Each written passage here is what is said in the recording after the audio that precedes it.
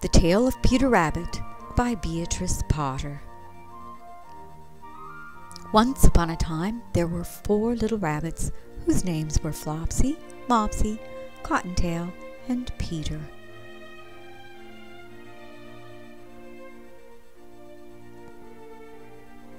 They lived with their mother in a sandbank underneath the root of a very big fir tree.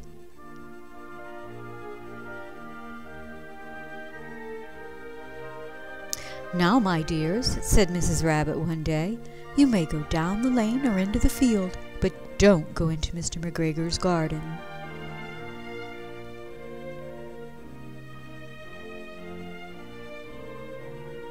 "Now run along and don't get into mischief. I am going out." Then Mrs. Rabbit took a basket and her umbrella and went through the wood to the baker's.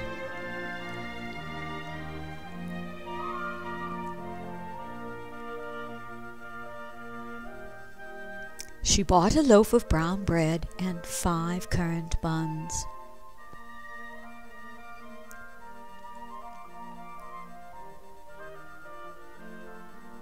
Flopsy, Mopsy, and Cottontail, who were good little rabbits, went down the lane to gather blackberries.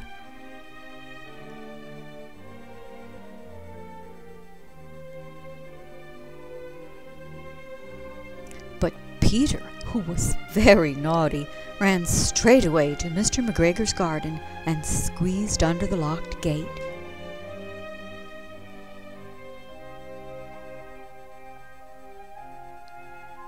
First he ate some lettuces and some French beans, and then he ate some radishes.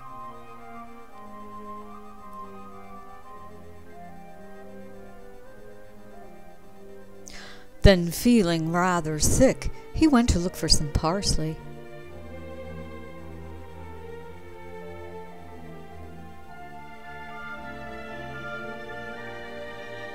But round the end of the cucumber frame, who should he meet but old Mr. McGregor.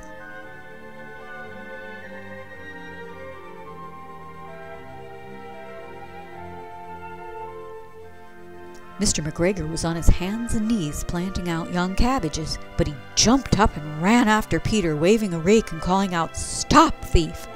Peter was most dreadfully frightened, for he had forgotten the way back to the gate.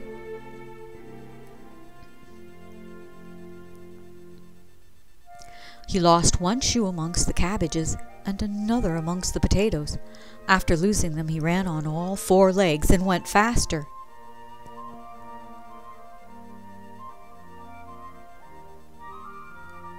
So that I think he might have gotten away altogether if he had not unfortunately run into a gooseberry net and caught by the large buttons on his jacket.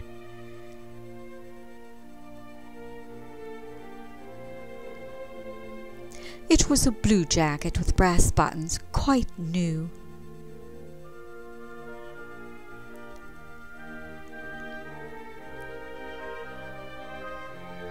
Peter gave himself up for lost and shed big tears.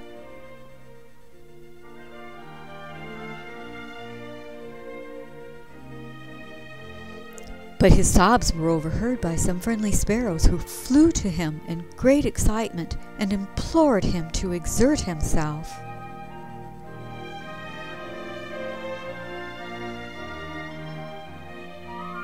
Mr. McGregor came up with a sieve, which he intended to pop on the top of Peter, but Peter wriggled out just in time.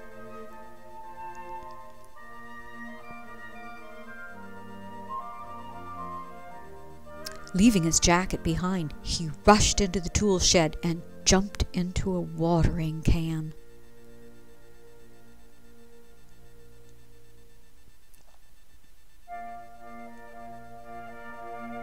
It would have been a beautiful thing to hide in if it had not had so much water in it.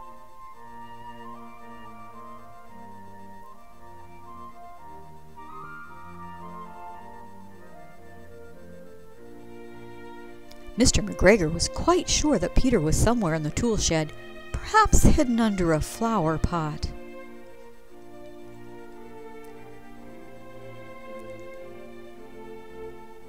He began to turn the pots over carefully, looking under each, Presently Peter sneezed. Ker-choo!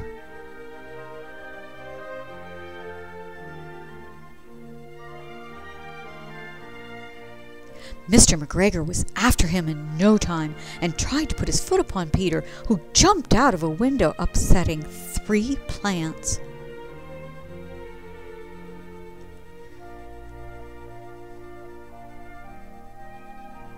Peter sat down to rest. He was out of breath and trembling with fright. He had not the least idea which way to go. Also, he was very damp with sitting in that can.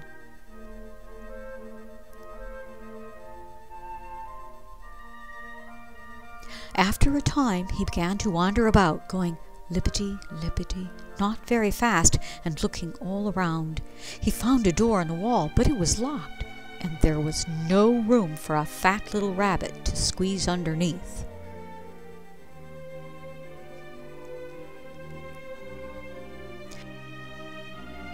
A mouse was running in and out over a stone doorstep, carrying peas and beans to her family in the wood. Peter asked her the way to the gate, but she had such a large pea in her mouth that she could not answer. She only looked at him. Peter began to cry. Then he tried to find his way straight across the garden, but he became more and more puzzled. Presently he came to a pond where Mr. McGregor filled his water cans.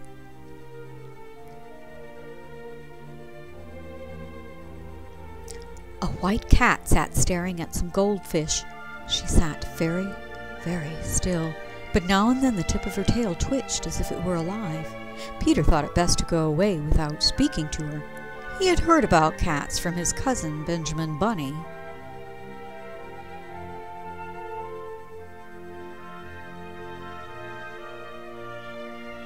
He went back toward the tool shed, but suddenly, quite close to him, he heard the noise of a hoe. Scritch, scratch, scratch, scritch.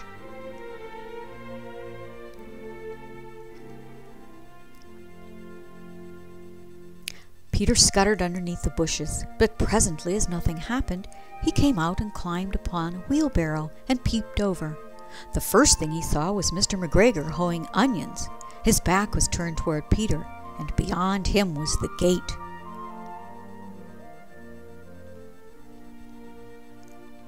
Peter got down very quietly from the wheelbarrow and began running as fast as he could go along a straight walk behind some black currant bushes. Mr. McGregor caught sight of him at the corner, but Peter did not care. He slipped beneath the gate and was safe at last in the woods outside the garden.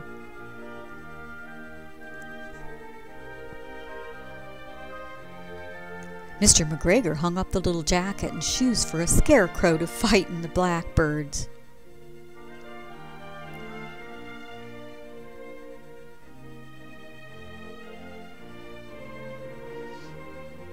Peter never stopped running or looked behind him until he got to the big fir tree.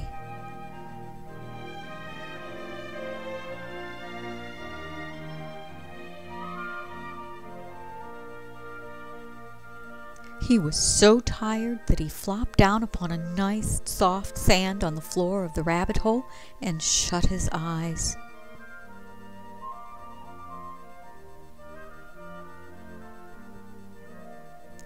His mother was busy cooking. She wondered what he had done with his clothes. It was the second little jacket and pair of shoes Peter had lost in a fortnight.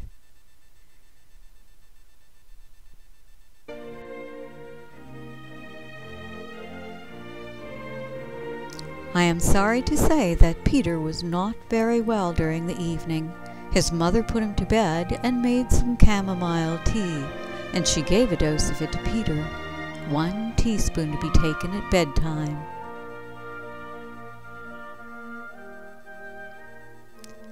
But Flopsy, Mopsy, and Cottontail had bread and milk and blackberries for supper.